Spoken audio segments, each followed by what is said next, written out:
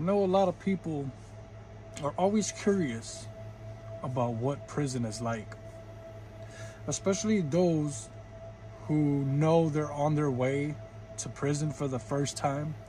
They'll go around and they'll ask all the guys that they talk to in there, what's it like? What do I need to expect? Am I gonna have to do this? Am I gonna have to do that? What do I watch out for? So I'm gonna go ahead and tell you now. If you're one of those people that's going around ripping up the town or city that you're in, doing whatever you want because you think you're untouchable, you'll get caught one day. And you'll end up in prison, and there's nothing you can do once you get sentenced. So if I can tell you now, and you're smart enough to take this advice, stop doing what you're doing, change your life around, make yourself into a better person now so you don't have to do it while you're in prison the way I did. So whenever you're on your way to prison, you'll be in the county jail. You'll get called early in the morning, probably about 2-3 o'clock in the morning, to get your stuff ready. You're gonna catch chain, which means you're gonna be transferred. You're gonna pack up your stuff, whatever they allow. Some places don't allow anything but a Bible and pictures. That's what you're gonna take with you. You're gonna get on the bus, you're gonna be shackled, you're gonna be handcuffed, it's gonna go around your waist, put your hands in front of you. You're not gonna be able to do anything. You're gonna sit on that bus with a whole bunch of other men who are in the same situation as you, and off you go. Straight to the penitentiary. Depending on what part of Texas you are from will depend on the unit that you go to. I'm from San Antonio, but when I went to prison, I was from a different area, so I went to Garza East, Garza West. So let's talk about those.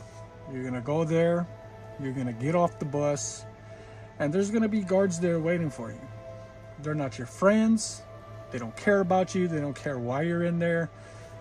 They don't care. They're there to do a job, and that's to make sure that you follow the rules, everybody stays alive, and then they go home. As soon as you walk through those doors, whatever guards work in that area that day is going to tell you to form a line, step over here one by one, take all your clothes off, boxers, everything, to your butt naked, and then you're going to have to run your hands through your hair, run your fingers behind your ears, open your mouth, wiggle your tongue around, show them all inside your mouth, lift your hands up, look under your underarms, lift your nutsack, turn around, spread your cheeks, bend over, everything, bottom of your feet, all that. They're gonna make sure you have absolutely nothing coming into this new unit that you're not supposed to have. After that, you're gonna get your clothes, you're gonna move it on down the line. You're gonna put the clothes back on that they give you, the new clothes. You're not gonna wear your county jail clothes. They're gonna give you 2 sets of your uniform for that prison. You're gonna put one on. You're gonna get your bedroll, which is your bed, your sheets, blanket, plastic cup, spork, stuff like that. Little bars of soap. They're literally that big, like that. You got to take a shower with that. Now, there's ways to make bigger bars of soap, but that's for another video if anybody's ever interested in that, right? Move it on down the line, go get your hair shaved off, and off you go. They're gonna line everybody up. Once they call your name, you get into that group, you're gonna go, you're gonna be led down the walkway. If you look down at the cement, you're gonna see yellow lines. Some places have red, it just depends, right? And you cannot walk outside of that line. That's so that way everybody stays in a straight uniform line. You follow behind one another. That's it. If you get out of it, you gather up in a group, you're gonna get yelled at and possibly get a disciplinary case, where it might not sound like something big, but when all you have is the little amount of things that they give you in there, it is a big deal, because they can take your commissary, they could take your rec time. It sucks. Everybody wants their commissary because the chow hall doesn't feed you good enough, and everybody wants their rec time so you can go outside and actually get air instead of being in a dorm all day with all these men and that's all you smell all day. It's disgusting, right? Then you're gonna be led, at that time, in my situation, I was led to the gym area. So there's not gonna be any gym that day for the prisoners already there, right? You're gonna go in there, you're gonna sit down against the wall in a straight line, and you're gonna wait there until one of the guards is free. You're gonna go up there, they're gonna search through all your stuff. They're gonna ask you a whole bunch of questions, but the main reason why you're there is because classification is trying to find you the best possible housing that they can. And when I say best possible housing, that is dependent on your age, what you're locked up for, how many times you've been locked up for, if your case is aggravated or not, just a bunch of different things like that. And sometimes that doesn't even matter because they only have so much room. So it depends. Later on that day, they're gonna come in there with a little slip. They're gonna hand it to you. It's gonna have your housing number on there. They're gonna come get you and off you go. The guard's gonna take a group of people, and it's a huge dorm. Right when you walk in, you have the left, you have the right, and there's usually one on the back side of where the guard booth is. So you're gonna have a dorm here, and a dorm back there. There's gonna be 3 dorms. I'm not exactly sure. I don't remember how many people are actually in there, but there's bunk beds everywhere, right? So you're gonna go in there, and now you're home for however long the state of Texas said that you have to do. Me, as a Hispanic, as soon as I walked through that door, I didn't even get to the bunk area. I had some other Hispanic dudes walk up to me. Hey, what's your name? Where are you from? Do you run with anybody? And dependent on those answers, especially the do you run with anybody, if you say yes, they're gonna be like, okay, your people are over there. You don't run with anybody, but you're from San Antonio people are over there. If you answer and the person who's asking you these questions get the answer that they like, they may grab your stuff and help you take it to your bunk. It just depends. And that's for Hispanic people. I have no idea how it goes for black or white people. I wouldn't know because I'm not black or white. But I got to imagine it's somewhat similar. I'm not exactly sure. So then, once we get to my bunk, the first thing you want to do is you want to make your bed. You want to put your stuff in your locker. You want to tidy everything up and be ready now. For Hispanics, once again, I'm not sure what it is like for the white or the black people. You go back to the person who asked you where you're from. Unless you're with an organization, then you go to your organization. And depending on your organization, because some don't, it also depends on the unit at the time, because they may be doing quota checks, which means they're going to do a heart check to see where you're at. Are you weak? Are you going to stand up for yourself? Everybody wants to know, because if you're weak, everybody's going to extort you right off the rip. If you're going to fight for yourself, they want to see. Are you scary? Are you going to get in there?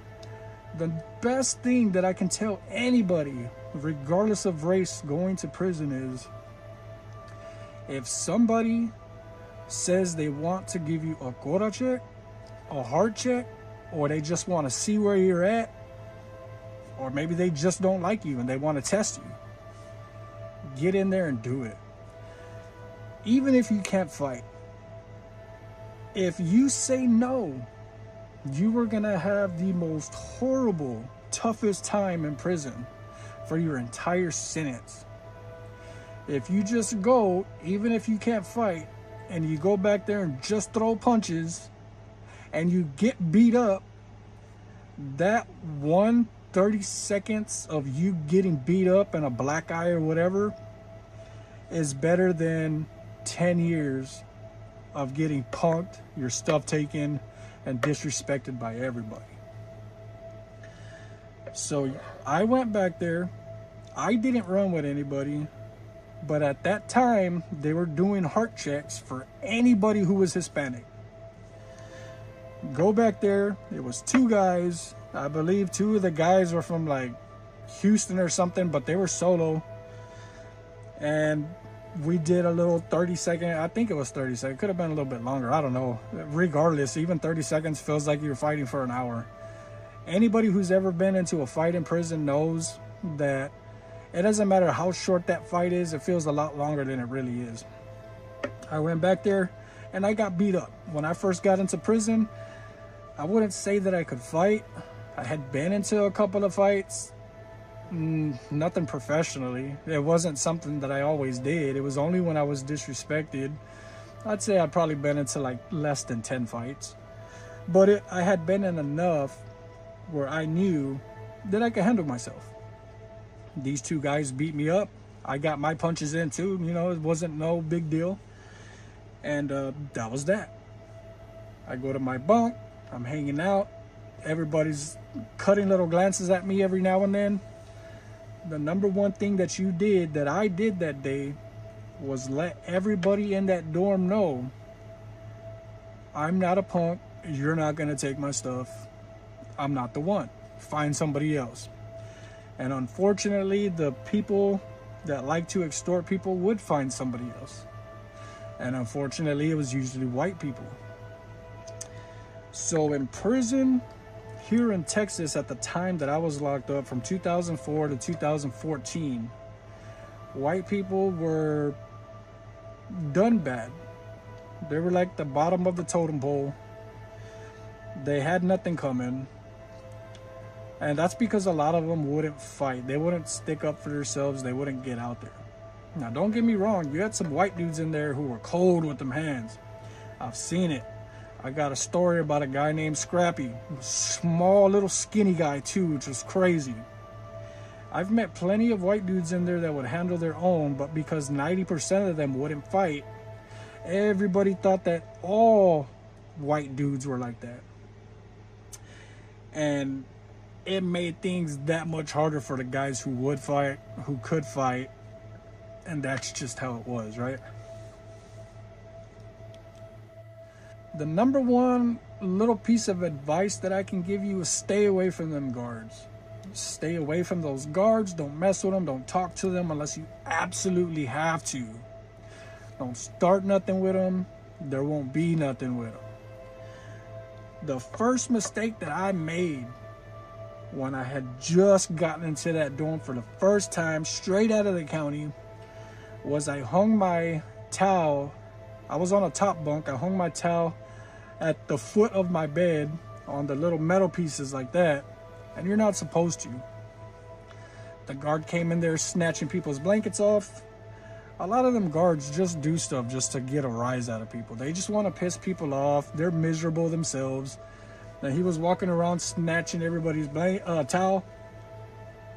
And somebody told me, hey, he's snatching towels. So I ran to my bunk. But we kind of got there at the same time. I grabbed my towel, he grabbed my towel, and we kind of played tug of war. And the bad thing that I did was, okay, what I should have done, let it go. What I didn't do was let it go. We played tug of war. He tried to give me this deep, loud voice like he was my father or something. Let it go. And I threw it back like that. It hit him in his face, and then I smacked the hell out of him. When you hit a guard, not only can you get more time, they're going to try to give you more time. The only thing that saved me that day was that a lieutenant and some other guards all came over there after he called him on the radio, said that I hit him.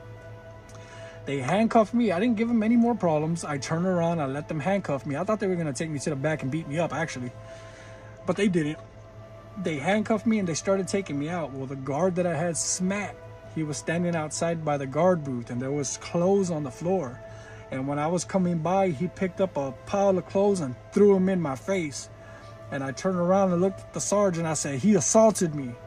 The sergeant just shook his head like this at him, and they took me, put me back into this little area where these little cages and stuff. Took me to a little one cell room. I don't even know where I was at. Remember, I'm new at the time. and they shipped me off right next door. I believe I was at Garza West. They shipped me to Garza East since I had done that to the guard, and then the guard had done that to me.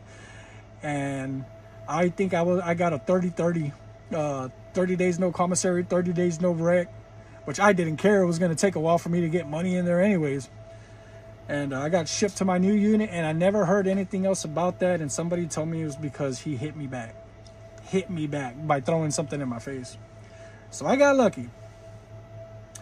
A lot of the times that you're in your transfer unit, it's not going to be as bad as the unit that you actually go to, because everybody is not in that much of a bad mood in the transfer units. You're waiting on something. Like, you know, you're not going to be here long. I think you could stay up there for up to like 2 years. You know you're not here long. You're going to move. And it's change of scenery always makes you feel just a tiny bit better. So don't get me wrong. There's a lot of stuff that goes down at the transfer units, because it could be the exact opposite of what I just said. People know they're going to leave, so they're going to raise hell, right? There was always a lot of fights, like a lot of them. And really, it was just always like different race fights. Like in prison, it's a lot of Mexicans and a lot of black dudes always going at it. You always have riots, race riots, and everything in Texas is racially divided, kind of like California. A lot of people that I see who do not crime channels, prison channels on YouTube, they say that it's by their city and all that. We have that too, but those are called certain organizations. I'm not even going to say what it is. Anybody with half a brain would know what it is, or you could easily look it up. So you could divide yourself by city. You're in an organization now, just if you want to rep your city. You could also get with the families. They call those the families, like I guess I can name them. They're old, they're still around. So you got the Mexican Mafia, you got the Texas Syndicate, you got a whole bunch of different ones. Those are the two main ones, right? You could get down with that, or you could stay by yourself, or if you're a white dude and you're solo, you could be part of the wood pile. But like I said, they really don't have anything coming in there, so I don't know why you would want to. But that's the only option you got if you're a white dude in there, I guess, you know. And I always felt bad for them dudes, because, you know, before I went to prison, I was never like racist. If I'm being 100% honest with you, prison will make you racist. It will. And it's up to you whether you change that before you get out and when you're out. A lot of people will change themselves. A lot of the stuff you do in prison is because you have to. You just have to adapt. But prison is all the white dudes are going to be hanging out with themselves, all the black dudes with themselves, and all the Hispanics with themselves. In the transfer unit I was at, you had two metal benches where people could go sit down. I mean, two sides of metal benches where people could go sit down and watch TV. You had two TVs. One TV here, and there was like 4 metal seatings on the floor, and then the other one, same thing. This one belonged to the black dudes. This one's belonged to the Hispanics. White dude had to ask either or if they could sit there and watch TV, or you just stand up and watch TV. When you go to the back of the dorm, it's divided. You have a showers on this side, showers on this side. Bathrooms on one side, bathrooms on the other side. It's literally 2 restroom areas divided. One is for the blacks, one is for the Hispanics. White has to ask whichever side they want to use, and usually it's the Hispanic side. And that's another racial thing. They don't want to use anything after the black people. And I know that sounds horrible, especially nowadays, but that's how it was. That's just, if you want to know about prison, that's how it is in there. Same thing for the seats. They have a whole bunch of tables in the middle of the day room. 2 or 3 of them would be for the blacks, 2 or 3 would be for the Hispanics, or actually more. And there'll be like 1 left over, and that's for people, or like 2 left over, and that'll be for like solo and others, Asians, all that kind of stuff. That's how it is. Unfortunately, on your first day, you're probably only gonna get like dinner chow. They call it the chow hall, where you go and eat your food.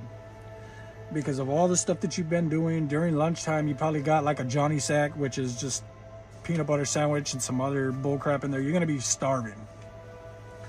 By the time you're inside your dorm, you're going to be able to go to chow hall for the first time for dinner. You're going to go in there, you're going to wait in line, you're going to get your tray, and you're going to keep following that line, and you're going to fill in the seats as you need to fill them up. You're not going to sit wherever you want. You're going to sit down and eat, and you're going to get just a couple of minutes before the guard comes, knocks on your table, and tells you get out. And you have to get out. Hurry up, and that's why people who've been to prison eat so fast. You have to eat fast. Scarf that thing down, throw your tray, and go back to the thing. And this is when you find out. This is the first day you find out how badly prison feeds people in there. You literally get a tray that looks like something kindergartners would get. And if you don't have people who will send you money, or if you don't have some type of skill where you can earn money inside the dorm, I feel bad for you. You're gonna starve, you're gonna lose weight, and nobody ever wants to feel hunger. Now, after that, you go back, you can watch TV, you can play cards, you can sit at a table, get to know other people, you can sit on your bunk and you can read. As long as you haven't done anything stupid, or you don't have any crazy charges that people know that you have, or anything else, right? You'll be able to kick back, relax, stay to yourself, or hang out with your organization, whatever. And then once it's like 10, I can't remember if it was 10 or 10:30. You can watch TV also, right? 10:30, they're going to shut off the TVs, the lights. It's dark in here now. A lot of people don't go to sleep. They stay up anyways and hang out for a large portion of the night. But if you're in a dorm that's worth the hell, they're not going to be loud. They're not going to be yelling and screaming, because that's disrespectful to everybody else. They'll be up and they'll be talking about what it used to be like when they were out and what they're going to do when they get out. So if you want to just go and lay it down at this time, you could just go to bed. That's it. You wake up in the morning. I think it was like 4 o'clock in the morning. You go to breakfast. You eat breakfast for the first time. And this is the first time that it's confirmed in your head you're screwed. You're gonna starve. And then you go about your day. You do your things. You're gonna see if they give you a job. You'll get a little slip. See if you got a job. Hole squat. You get one of them holes and you go and you hit the dirt. They take you out early, you sweat your butt off all day, you come back in, and that's the only way that you get to eat a little bit better, is if you're in the whole squad and the boss man of that squad gives a damn. They feed you a pretty good lunch because they know you've been going at it all day, right? And that's it. You just got to try to find what you're going to do to pass the time, who you're going to hang out with, what TV you're gonna watch, because sometimes you just have to watch whatever's on. You can't just walk up there and change the TV. It doesn't work like that. You just try to get a little routine. Start your little workouts, go outside the rec, read a book, watch TV, take a shower. That's it. That's your first 24 hours in prison. And I have a whole lot more stories, because I know that this sounds like it goes smooth. It will. It can for your first 24 hours. But then I have all the crazy stories of the stuff that I've seen, because people decided to, instead of mind their business, get into other people's business. Or they just don't have any kind of morals. Or they have bad paperwork. Or millions of other things. But this is how easy it could go, depending on certain factors and what you make of it. That's your first 24 hours. If there's a story that y'all are interested in, let me know, and I'll go ahead and I'll give y'all that story. I did 10 years. I got plenty of stories. I just don't know what y'all want, so let me know in the comments. And I got more videos coming out soon. I appreciate everybody for coming and watching. Everybody who subscribes to me and supports me, you have no idea how much I appreciate that. And I just feel blessed that I'm able to do little videos on YouTube and entertain other people. Like, as you can see, because I have the mask, I don't care about being famous. I don't care about being noticed. I don't care. I just want to entertain people, and I want people to be happy, and I want them to follow me. And there's just so much stuff that I have planned for the future. So thank you. And until always, like next time, hit the like, subscribe, stay tuned.